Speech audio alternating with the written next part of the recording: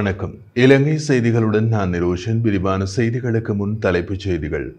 ஐக்கிய நாடுகள் மனித உரிமைகள் பேரவையின் 57வது கூட்டத்தொடர் இன்று ஜெனீவாவில் ஆரம்பம்.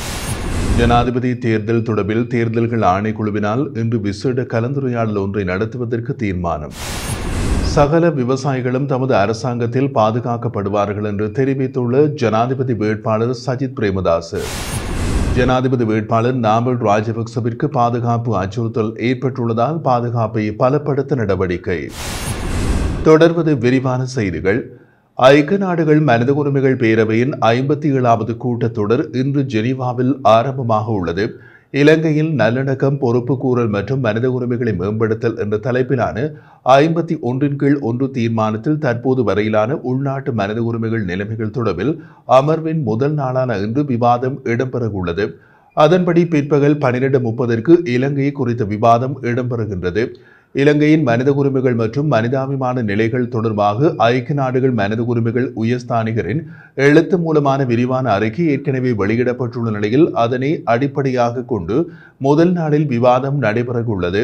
இந்த நிலையில் இலங்கை அரசாங்கம் மனித உரிமைகள் பேரவையில் இலங்கையின் மனித உரிமைகள் தொடர்பிலான தீர்மானத்தை நிறைவேற்றுவதற்கான பிரேரணையை முன்னகர்த்த வேண்டாம் என்று கோரியுள்ளது. இந்த விவாதத்திற்கு பின்னர் இலங்கையின் மனித உரிமைகள் மற்றும் மனிதாபிமான நிலைமைகள் தொடர்பாக கலந்துரையாடுவதற்கு இணையான நிகழ்வொன்றும் ஏற்பாடு செய்யப்பட்டுள்ளது. இதேவேளை இலங்கை தொடர்பான மனித உரிமைகள் பேரவையின் உயர்ஸ்தானிகரின் அறிக்கைக்கு ஜெனீவாவுக்கான இலங்கையின் வதிவிட பிரதிநிதி ஹிமாலி அருணதிலக்க பதிலளித்து உரையாற்ற உள்ளதோடு விவாதங்கள் மற்றும் இணை நிகழ்வுகளிலும் பங்கேற்க உள்ளமை குறிப்பிடத்தக்கது. எதிர்வரும் ஜனாதிபதி தேர்தல் தொடர்பாக ஆணைக்குழுவினால் இன்று விசேட கலந்துரையாடல் ஒன்று நடத்துவதற்கு தீர்மானிக்கப்பட்டுள்ளது. ஜனாதிபதி வேட்பாளரின் பிரதிநிதிகளும் தேர்தல் கண்காணிப்பு அமைப்புகளும் இந்த கூட்டத்திற்கு அழைக்க விடுக்கப்பட்டுள்ளதாகவும் தெரிவிக்கப்படுகிறது.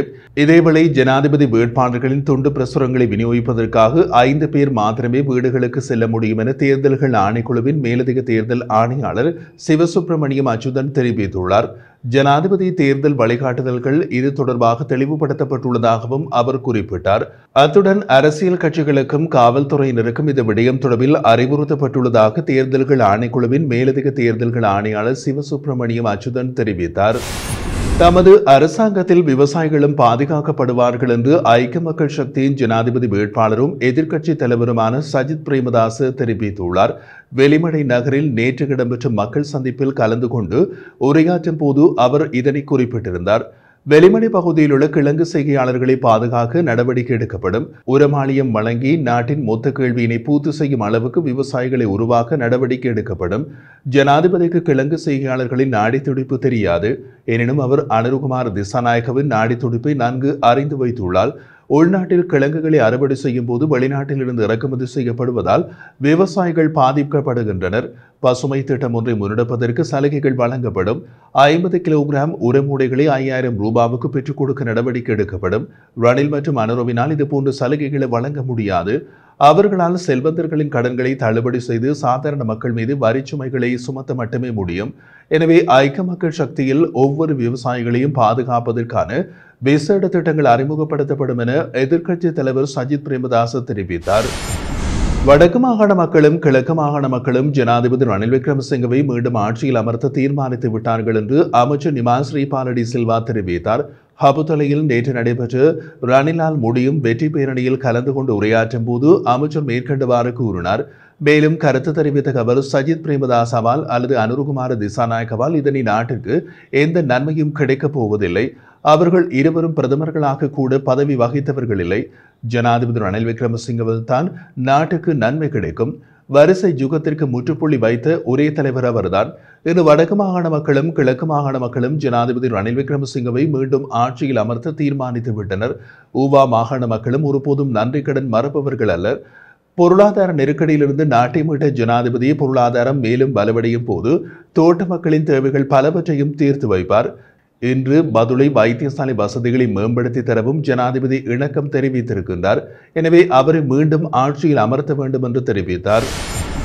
யாழ்ப்பாணத்தில் தாம் கூறிய கருத்தினை ஜனாதிபதி ரணில் விக்ரமசிங்க திரிவுபடுத்தி கூறியதற்கு மன்னிப்பு கூற வேண்டும் என தேசிய மக்கள் சக்தியின் ஜனாதிபதி வேட்பாளர் அனுருகுமார திசாநாயக்க தெரிவித்தார். கொழும்பில் இடம்பெற்ற தேர்தல் பிரச்சார கூட்டத்தில் வைத்து அவர் இதனை குறிப்பிட்டுள்ளார். வடக்குக்கு விஜயம் மேற்கொண்ட ஜனாதிபதி ரணில் விக்ரமசிங்கே நான் தமிழர்களை அச்சுறுத்துவதாகவும் அதற்காக அவர்களிடம் மன்னிப்பு கோர வேண்டும் என்றும் பிரச்சாரம் செய்துள்ளார். இவ்வாறான அரசியல் நடவடிக்கைகள் மூலம் ரணில் விக்ரமசிங்கே இனவாதத்தை தூண்டுவதற்கு முனைந்துள்ளார். நாட்டில் இனவாத பிரச்சாரங்களை முன்வைத்து மேற்கொள்ளப்படும் அரசியல் நடவடிக்கைகளுக்கு முற்றுப்புள்ளி வைக்கப்பட்டுள்ளது. அத்துடன் ரணில் விக்ரமசிங்கே அண்மை காலமாக என்னை தோழர் என்று குறிப்பிட்டு வருகிறார். இவ்வாறு நட்பு பாராட்டுவதன் மூலம் ஒருபோதும் அவரின் தவறுகளை மூடி மறைக்க முடியாது.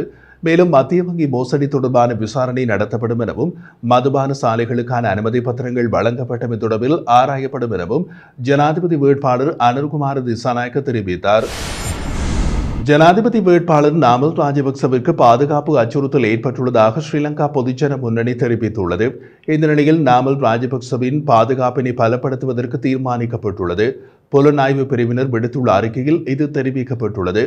இதுகுறித்து தேர்தல் ஆணைக்குழுவுக்கு தகவல் தெரிவிக்கப்பட்டுள்ளதாகவும் கட்சி வட்டாரங்கள் தெரிவிக்கின்றன. இதேவேளை வெளிமடை திரையரங்கில் நடைபெற்ற நாமல் ராஜபக்சவின் பிரச்சார கூட்டத்திற்கு விளையாட்டு துப்பாக்கியோடு சென்று 2 இளைஞர்கள் கைது செய்யப்பட்டனர். இந்த சம்பவம் தொடர்பாக வெளிமட போலீசார் விசாரணைகளையும் ஆரம்பித்துள்ளார்கள்.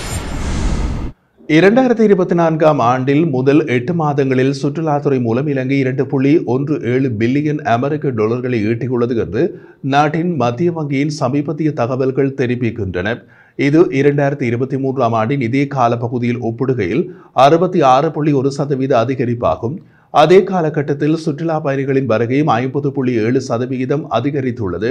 மேலும் 2024ஆம் ஆண்டின் முதல் 8 மாதங்களில் 1.36 மில்லியன் சுற்றுலா பயணிகள் நாட்டிற்கு வந்துள்ளார்கள் என்றும் மத்திய வங்கியின் தரவுகளை அடிப்படையாக கொண்டு சின்குவா செய்தி நிறுவனம் கூறியுள்ளது. 2024ஆம் ஆண்டு ஆகஸ்ட் மாத வருகை 1,60,609 இருந்தது. இது 2023 ஆகஸ்ட் மாதத்துடன் ஒப்பிடும்போது சுமார் 20% அதிகரிப்பாகும். இலங்கையில் சுற்றுலாவானது சிறந்த வெளிநாட்டு வருமானங்களை ஈட்டித்தரும் துறைகளில் ஒன்றாகும்.